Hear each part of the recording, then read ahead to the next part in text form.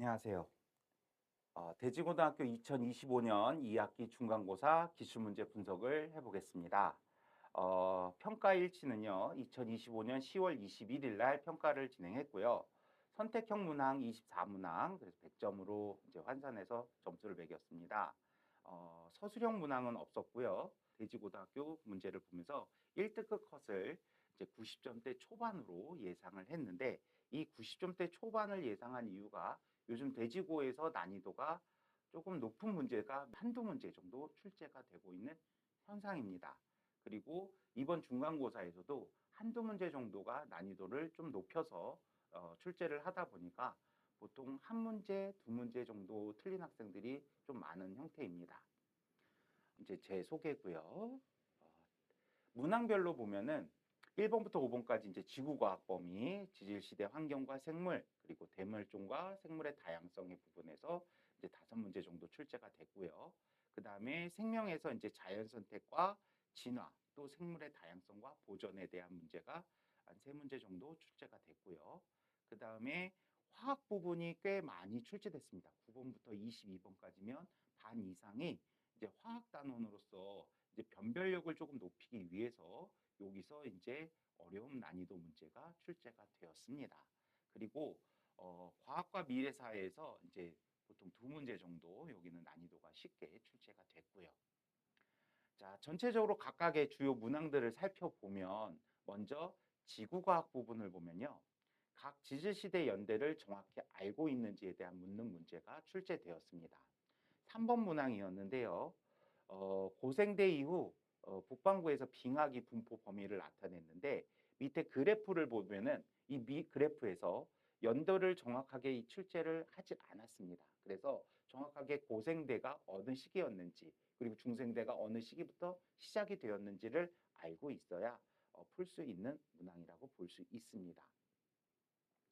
다음 생명 단원을 볼게요. 생명에서 11번 문제, 8번 문제가 출제가 됐는데요. 자, 생물의 진화 원리 중 자연 선택을 알고 있는지를 묻는 문항입니다. 이 자연 선택에서 바로 항생제 내성 세균에 대한 예시가 출제가 되었고요. 어, 여기서 많은 학생들이 많이 풀어왔던 유형의 역시 문제였기 때문에 생명 단원에서는 크게 난이도가 높지 않았다고 볼 수 있어요. 다음 화학 부분 들어갈게요. 화학에서 9번 문항인데요. 이제 기본적으로 이제 산화환원 반응에서 화학 반응식을 정확하게 알고 그것을 찾아낼 수 있는지에 대한 물음이 나왔고요. 여기서는 특히 하나 봐둘 게 있는 부분이 뭐냐면 여기서는 원래 산소에 의한 산화환원인데 보기 니은에서 이산화탄소가 전자를 잃는 반응이다라는 이런 유형이 나왔습니다. 이런 보기에서는 보통 학생들이라면 산소에 의한 산화환원을 왜 전자에 의해서 묻지? 라고 생각할 수 있지만 이 산소에 의한 산화환원을 포함이 되죠. 전자에 의한 산화환원에 포함이 되기 때문에 이것도 거기에 해당하는 부분이라 볼 수 있어요. 그래서 수업 시간에 충실히 공부한 학생이라면 이 문제도 쉽게 풀 수 있을 거라고 생각합니다. 다음 문항 들어갈게요.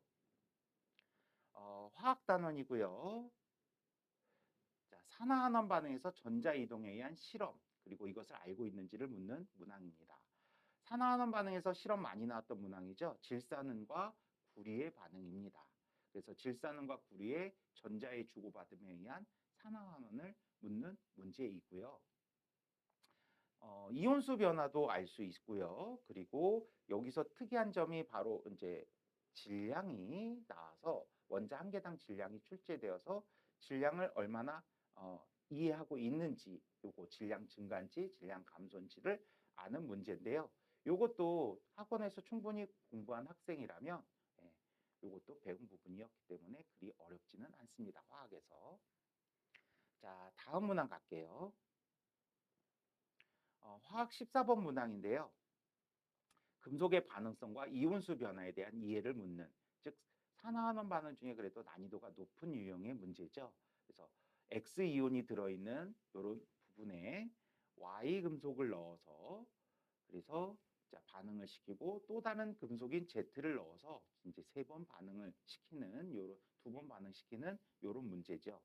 자, 요때 이제 이온수 변화를 얼마나 알고 있는지, 그리고 이 개수, 그러니까 모형이 나와 있는 요 개수들을 통해서 반응 전과 반응 후의 모형을 통해서 이온수 변화를 추론하는 이런 유형의 문제라고 볼 수 있습니다.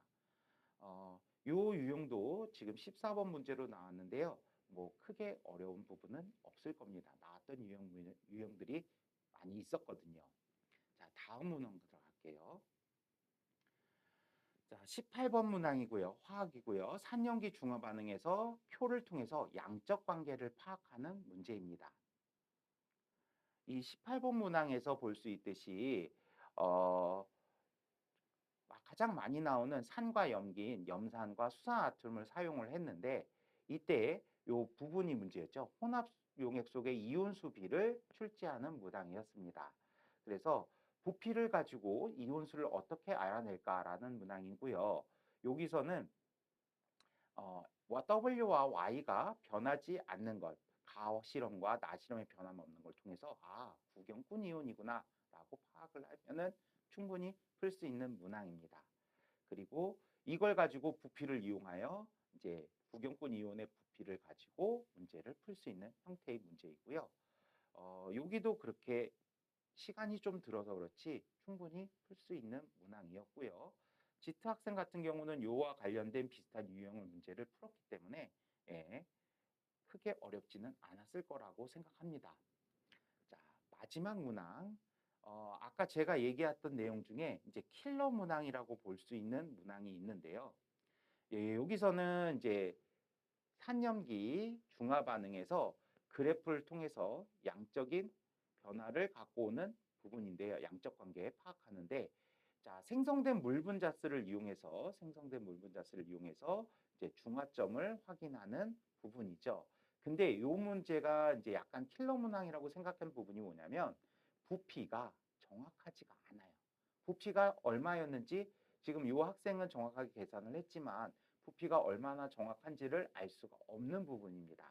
그래서 요거를 이온수로 물 분자의 상대값을 가지고 이온수로 계산을 하였다면, 자, 이온 상대값이 물 분자가 4일 때, 6일 때, 요 때를 생각해서 요 부피를 이용하면은 자, 각각의 이온수의 개수가 얼마에 돼야 되는지를 확인할 수 있거든요.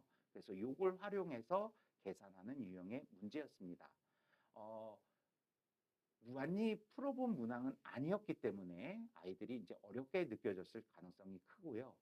특히 요 부피를 정확하게 주지 않았다는 부분에 해서 어려운 부분이 조금 있었을 것이다라고 느껴집니다. 나머지는 뭐 크게 어려운 부분은 없었고요. 그래서 총평을 해보면 일단 나머지 부분의 문제들은요, 교과서 내 개념에서 많이 출제가 됐고요.